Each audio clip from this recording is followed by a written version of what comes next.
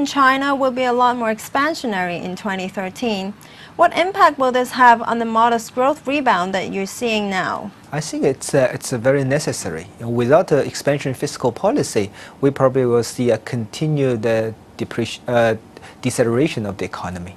So I think this expansionary fiscal policy can compensate for the decline in exports, on also the weak manufacturing sector. So that fiscal expansionary policy, which actually focuses on two areas. One is infrastructure investment. Second is to transfer income to low-income families to boost consumption or increase welfare expenditure. So that's two areas, right?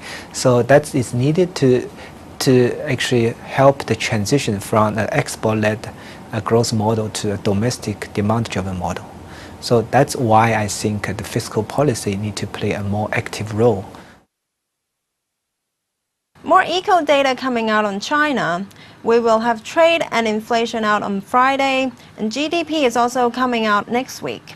How will these data influence monetary policy? Yeah, I'm seeing still very slow growth in export sector. Like my forecast is something around 2%.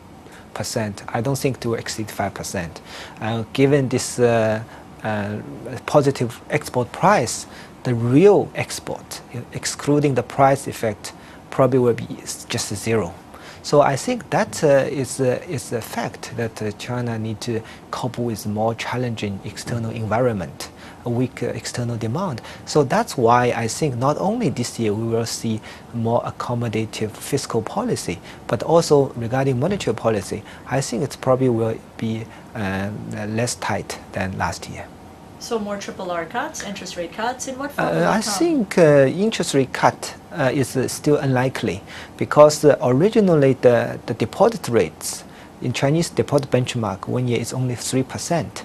This year inflation will be roughly the same, like 3%. So I see the room to cut interest rate is very small. Also the lending rate, they already last year allow banks to charge 30% lower than the benchmark. It's a de facto interest rate cut already for the lending side. So that's why I don't think there is interest rate cut. But that does not mean there is no monetary easing, because what they can do is to increase the liquidity in the banking sector by cutting RRR much more aggressively. It's still at current level, 20.5 is still way too high. So I think there's still much room to cut RRR for this year to increase liquidity. I think that's the main focus of the monetary policy. Of course, at the same time, they will also continue to encourage total social financing. It means that other type of financing like bond issuance, to help companies to gain capital to invest.